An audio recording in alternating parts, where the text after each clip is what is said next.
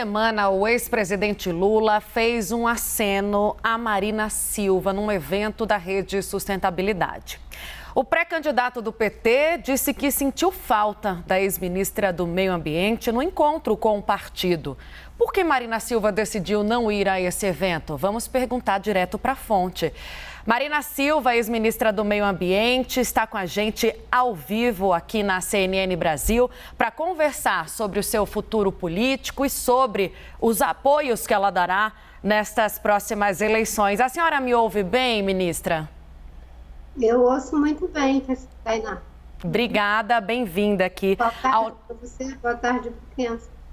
Joia, bem-vinda ao nosso plantão de sábado. Vimos aí o aceno público feito pelo ex-presidente Lula. A senhora, muita gente do entorno dele diz que ele deve procurá-la, fazer um gesto de aproximação, porque quer o seu apoio nas eleições presidenciais. A pergunta, ministra, qual é a possibilidade de Marina Silva apoiar o ex-presidente Lula nas eleições presidenciais deste ano? Em primeiro lugar, Tainá, eu acho que a gente tem que olhar para o que está acontecendo no Brasil. Nós estamos vivendo uma profunda crise em um contexto internacional de gravíssimos problemas que só irão ainda mais nos levar a mais crise interna em relação a problemas de inflação, de problemas sociais, que hoje já causam uma situação de penúria com uma combinação de desemprego, inflação e uma situação muito difícil do ponto de vista político, pela crise política que é agravada toda hora pelo presidente da República. Então, eu tenho insistido na ideia de que, mais do que os candidatos ficarem preocupados em receber apoios, eles precisam sinalizar o que eles estão apoiando, com o que eles estão se comprometendo. Em relação a essa questão de aceno, não aceno, eu acho que o evento que nós tivemos em Brasília está dentro daquilo que é o escopo da rede. A rede é um partido democrático, não existe centralismo democrático na rede, e como dessa vez não teremos candidatura própria, nós estabelecemos que iríamos liberar os nossos militantes, as nossas lideranças políticas no campo das candidaturas democráticas e popular. No caso aí, Ciro Gomes e o ex-presidente Lula. Esse processo está sendo finalizado e um grupo que já vinha apoiando o presidente Lula resolveu fazer um ato em apoio a essa candidatura. Um ato que não é a instituição Rede Sustentabilidade. Obviamente que você falou que o presidente tinha, enfim, a expectativa da minha presença, mas o que acontece é que o debate que eu estou fazendo se dá em torno de propostas, em torno de ideias, em torno de compromissos. E as questões que eu tenho em relação ao Partido dos Trabalhadores, e obviamente que isso se reflete no seu candidato, o ex-presidente Lula, devem ser tratadas como divergências para que se tenha uma discussão em torno dos compromissos que devem ser assumidos com as candidaturas desse campo, em torno dos problemas graves da sustentabilidade, que não é só uma questão de meio ambiente lato sensu, é como nós vamos traduzir isso na agenda da agricultura, da infraestrutura, da geração de energia, como fazer a recuperação econômica, gerar emprego, renda, mas considerando os graves problemas das mudanças climáticas, do combate ao desmatamento, do enfrentamento do genocídio que está sendo impetrado sobre as populações indígenas, onde as crianças indígenas e anomames estão sendo sequestradas, as mulheres estupradas, mortas. Essa situação é que precisa ficar claro. Não adianta a gente olhar para essa situação e achar que o debate político é só uma questão de derrotar o Bolsonaro, de mudar quem está no poder. É mudar a realidade, é derrotar o bolsonarismo. E para isso é fundamental que a discussão seja feita em torno de propostas, em torno de ideia. E eu digo com muita tranquilidade, meu problema não é raiva, né? Essa história de mulher raivosa não funciona, né? Meu problema é de ideias, de propostas, que, aliás, acredito que da parte do presidente Lula deve ser também entendido como divergências. Agora, divergências nas democracias devem ser tratadas com debate, devem ser tratadas com maturidade e senso de responsabilidade com o país, né? Eu tenho insistido nessa ideia.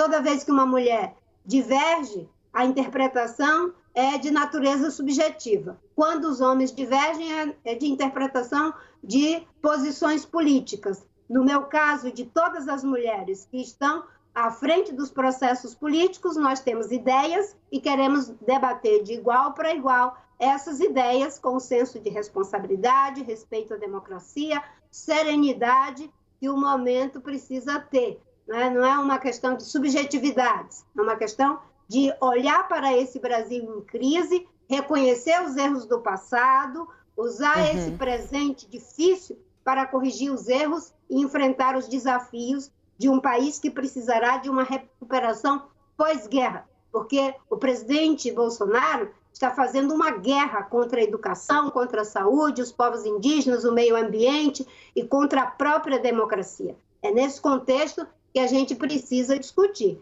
E, obviamente, que quando se discute política num processo eleitoral, em política não existe apoio incondicional. Em política existe apoio programático. Pelo menos é essa a linguagem que eu falo.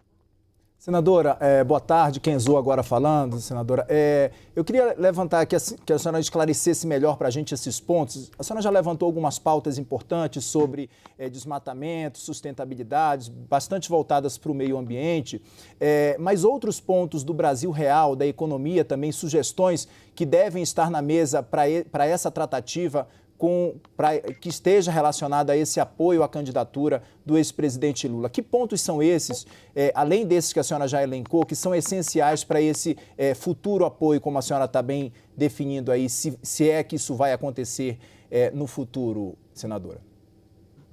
Em primeiro lugar, eu acho que a gente deve recuperar o que eu disse no início. Não é uma questão da discussão para o apoio a o candidato. A rede já estabeleceu a quadratura da roda, é Ciro ou em relação ao ex-presidente Lula. Uma parte já se posicionou Ciro, uma parte já se posicionou ex-presidente Lula. O debate, eu tenho insistido, os candidatos precisam dizer claramente, configurar isso, com o que eles estão se comprometendo. Esse compromisso não é com uma pessoa, esse compromisso é com o Brasil, é com a sociedade brasileira, é como resolver o problema do desemprego, como resolver a saúde que está em terra arrasada, como a gente vai fazer, inclusive, para que as pessoas sintam segurança de que erros do passado não serão repetidos. E, em relação a você falou, e o Brasil real, além dessas questões ambientais que você falou, e o Brasil real, os problemas ambientais são muito reais. Em função de problemas ambientais, pessoas morreram lá no município de Petrópolis. Em função de questões ambientais, a nossa agricultura teve prejuízo de bilhões e bilhões de dólares. Em função de problemas ambientais, nós temos uma crise energética gravíssima e que não pode ser resolvida como foi feito em relação a Belo Monte. Hoje não se separa as questões de mudança climática, de preservação da biodiversidade, de uso do solo, dos problemas econômicos. Essa visão já passou há muito tempo. Os candidatos estão atrasados em relação a esse debate, precisam atualizar seus partidos e seus discursos, até porque a questão ambiental não foi integrada ao know-how de proposta dos partidos. Eles têm muita formulação na questão econômica, na questão social, em temas de saúde e educação, mas em relação à sustentabilidade e meio ambiente, esse know-how, ao longo de mais de 30 anos, está na sociedade, na academia, nas organizações da sociedade civil, nos movimentos sociais, está na COIAB, na APIB, no Amazon, enfim, no Observatório do Clima, está na SOS Mata Atlântica, dentro do INPE, dentro do ICMBio, dentro das empresas com a Colisão Floresta, o CEBEDES, tem uma competência de mais de 30 anos em formulação de políticas para a transição que o Brasil e o mundo precisam. E aí nós vamos dialogar, sim, gerar emprego, mas já na frequência da transição climática, que é essencial. É esse o debate que precisa fazer, juntar a economia com a ecologia.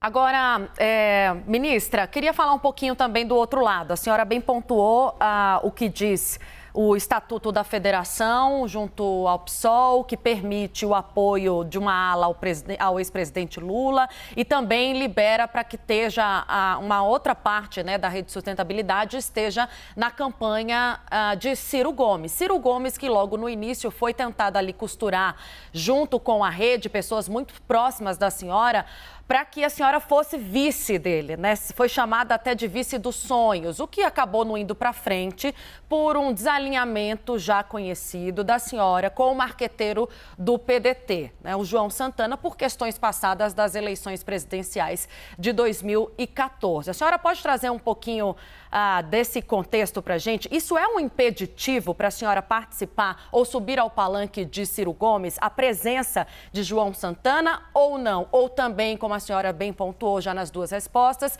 está aberta a discutir essas propostas tanto com Lula quanto com Ciro Gomes, independentemente de desalinhamentos do passado? Olha, o que a rede estabeleceu está adequado a um partido que não tem a ideia verticalizada de centralismo democrático. Em função do modelo inovador que nós estabelecemos, é possível, não é, ter o consenso progressivo. Quando isso não acontece, é feita essa liberação, que não é a primeira vez que ocorre. O diálogo com o ministro Ciro Gomes eu sempre tive, é uma pessoa que eu tenho uma relação de amizade, de respeito. Agora, em relação a essa questão do marqueteiro João Santana, isso já foi debatido exaustivamente. A minha concepção é que 2014 foi o momento em que foi incitado o ódio como estratégia de chegar ao poder. Essa atitude levou a prejuízos que, no meu entendimento, precisam ser reparados na realidade do Brasil, porque nós não podemos combater o que está aí, que agora é o paroxismo do ódio, das fake news, enfim, do apelo à violência, inclusive armando a sociedade, né? Nós chegamos a isso porque, em algum lugar, esse gatilho foi, de certa forma, montado. Agora é o momento do campo progressista fazer o debate, não em cima de dar continuidade e aprofundar essa estratégia que ajuda o Brasil a ir para uma eleição, não para construir, mas para destruir. Eu, historicamente, em todas as campanhas que eu participei, sempre combati a ideia de você destruir biografia, de aniquilação de pessoas. Esse é o momento da gente reconhecer erros políticos, erros de natureza ética e erros de natureza estratégica. Os fins não justificam os meios. O João Santana, na campanha da ex-presidente Dilma, incitou esse método de ódio, de violência, de desconstrução de biografia. Isso não é bom para o Brasil. Isso não tem nada a ver com rancor, isso não tem nada a ver com mágoa. Isso é de interesse público. É de interesse público que a gente tenha eleições limpas, democráticas, sem abuso do poder político, sem abuso do poder econômico. E, de preferência, que as lideranças políticas olhem para o que está em jogo. O Brasil não aguenta mais, não é, 4 anos de governo Bolsonaro.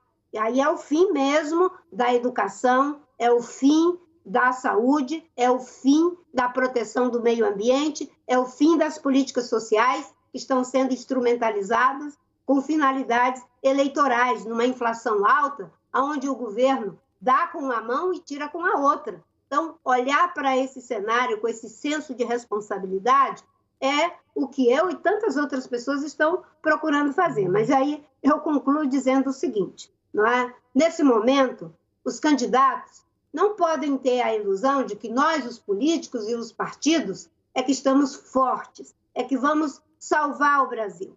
Esse é um movimento que será feito pelo povo brasileiro, em legítima defesa. Ter a humildade de pedir ajuda para os empresários de bem, para as mulheres, para os jovens, para os homens e mulheres de bem que estão preocupados em combater a violência que está aí, acabando com os nossos jovens nas comunidades, para combater o que está acontecendo lá na reserva Yanomami, mulheres sendo sequestradas, estupradas, jogadas dentro dos rios, porque houve um comando político de que não se tem nenhum apreço pelos povos indígenas. Então, esse senso de responsabilidade é o que deve permear. E, às vezes, quando a gente mostra que precisa de ajuda, que precisa de apoio, Isso é a nossa fortaleza. Mais do que reconhecer o erro dos outros, é bom muitas vezes que a gente reconheça os nossos próprios erros, porque é uma forma de assumir compromisso de que eles não serão repetidos, não é? E essa lógica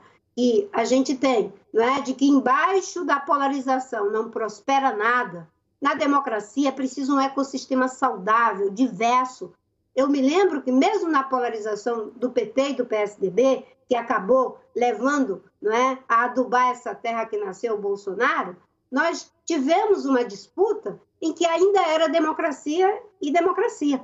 E, infelizmente, agora, o que nasceu é uma disputa de que um lado tem alguém que está confrontando, querendo desmoralizar o Supremo.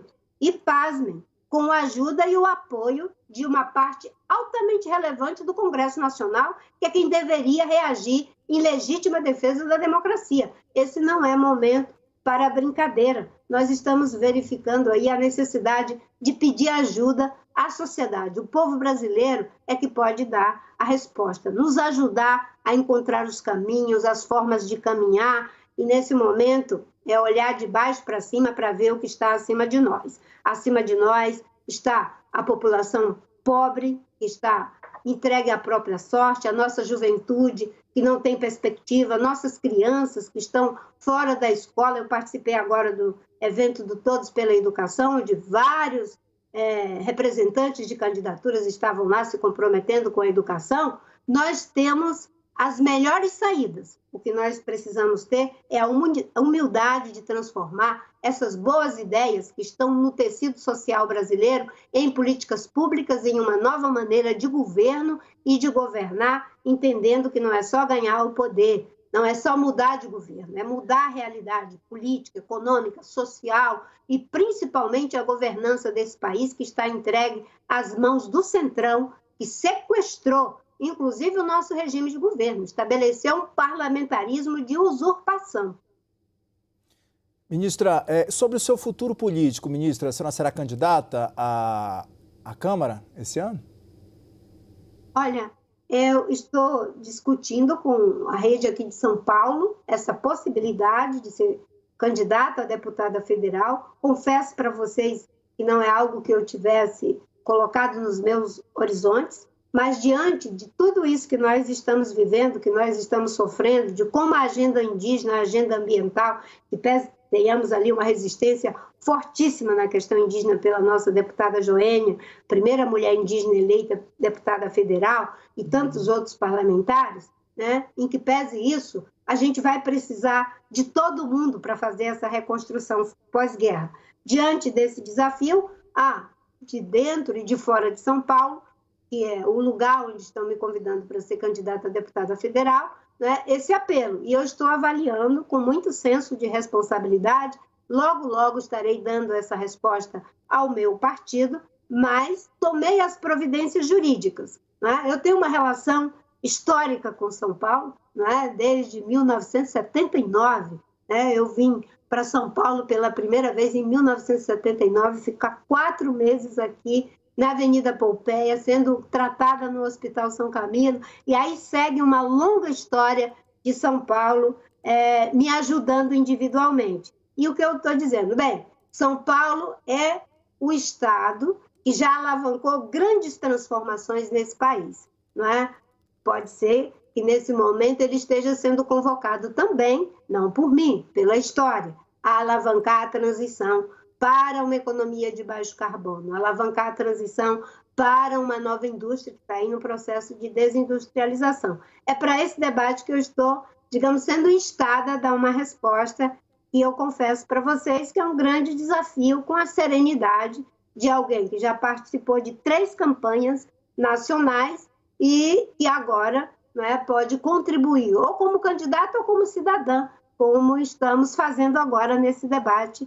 E agradeço a possibilidade de estar aqui trocando algumas ideias com vocês e o povo brasileiro.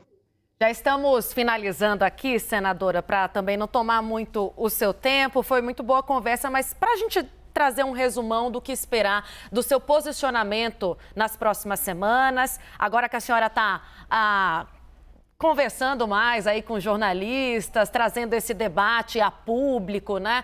Falando sobre as suas questões, o que é imprescindível. A senhora falou hoje pra gente, pelo que eu entendi da sua resposta sobre possíveis apoios que a senhora pode conceder, a sua agenda vai em primeiro lugar. Quem consentir com essa agenda terá o seu apoio. Ou Marina Silva poderá se manter neutra? O que a gente pode esperar dos próximos passos e conversas? Com quem que a senhora quer dialogar? Não falo só sobre políticos, ministra. Também a senhora citou empresários do bem. Quem é que deve constar na sua agenda, no seu programa, no que a senhora defende para as eleições desse ano, como possível candidata, inclusive?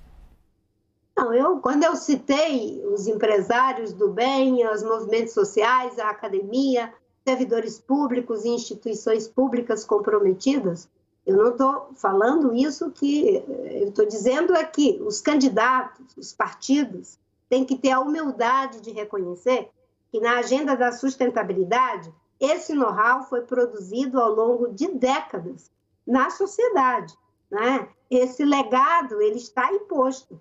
Eu venho dialogando com ele, de certa forma, me sinto parte dele, com esse segmento. Agora, longe de mim ter a pretensão de ser a porta-voz. Ele é um processo difuso. Os candidatos têm que reconhecer que terão que beber na fonte. Você quer pensar em ordenamento territorial e fundiário na Amazônia? Conversa com o IPAM, conversa com o ISA, conversa com a PIB, conversa com a COIAB, conversa com o Amazon. É disso que se trata. E, obviamente, que essa agenda, quem a conhece sabe que não é só uma questão de fazer um plano de governo com itens ambientais. É como você movimenta esse campo, né? Na Alemanha, eles fazem muito isso. Entende a questão ambiental como um campo político. Lá, o Partido Verde consegue, digamos assim, ser esse porta-voz. Aqui, em termos partidários, nós não temos. Agora, dialogar, eu estou aberta em torno das propostas. As ideias que eu estou falando aqui, não é? Elas não estarão circunscritas a uma candidatura. É por isso que eu estou dizendo. É fundamental que, mais do que declarar apoio, os candidatos digam o que eles estão apoiando, com o que eles estão se comprometendo, qual é o novo pacto, o novo acordo político de sustentação para essa mudança de realidade, para esses novos ideais identificatórios que precisam estar postos nesse momento de recuperação pós-guerra, de uma guerra que o Brasil está vivendo, feita pelo governo Bolsonaro, em prejuízo de tudo aquilo que deveria estar melhorando a vida do nosso povo. Eu estava lendo ainda há pouco, né, uma frase muito interessante do Edgar Morin, que ele diz o seguinte, que o progresso, como certeza, está morto, porque tem coisa que até a gente consegue avançar. Ele disse, na Europa, a tortura foi abolida, de repente, no século XX, ela retorna, né, com gente achando que tudo bem, pode torturar, a guerra está aí o tempo todo sendo colocada. No Brasil, a gente achava que tinha reconquistado a democracia, que tínhamos avançado, um progresso. De repente, a gente está vendo aí desafiar o Supremo, desafiar a Constituição, né? Fazer, inclusive, deboche, dando aí a graça para o deputado Silveira, colocando o deputado na Comissão de Constituição e Justiça para que ele dê os pareceres favoráveis a ele mesmo na Comissão de Combate ao Tráfico, Segurança Pública. É um deboche o que está sendo feito com a democracia, com o Supremo, com as instituições. Então, o debate que eu estou colocando, eu estou me colocando como parte dessa sociedade. Eu não tenho mandato, eu sou uma professora, não sou a porta-voz da rede, faço parte, inclusive, numa diretoria de formação de debates internos, mas, nesse momento, todos nós estamos sendo instados a tratar a situação que vivemos como um ato de legítima defesa. E é por isso que eu insisto, não é? O momento é da gente reconhecer diferenças, ter disposição para o diálogo e que o diálogo seja em cima de propostas, entendendo que ninguém é o dono da verdade e que para um desafio como esse, não existirá um Messias, um salvador da pátria. Existirá um povo que defenderá sua pátria, que defenderá sua democracia, sua saúde, sua educação, seu imenso patrimônio natural. Nós conversamos com Marina Silva, ex-senadora. ex-ministra do Meio Ambiente do governo Lula. Muitíssimo obrigado, senadora, ministra, pelos esclarecimentos, pelas pontuações aqui ao longo dessa tarde de sábado na CNN. Até a próxima. Eu é que agradeço, Enzo. Obrigada também, Tainá. Uma boa tarde para os que nos acompanham. Boa tarde. Obrigada, ministra.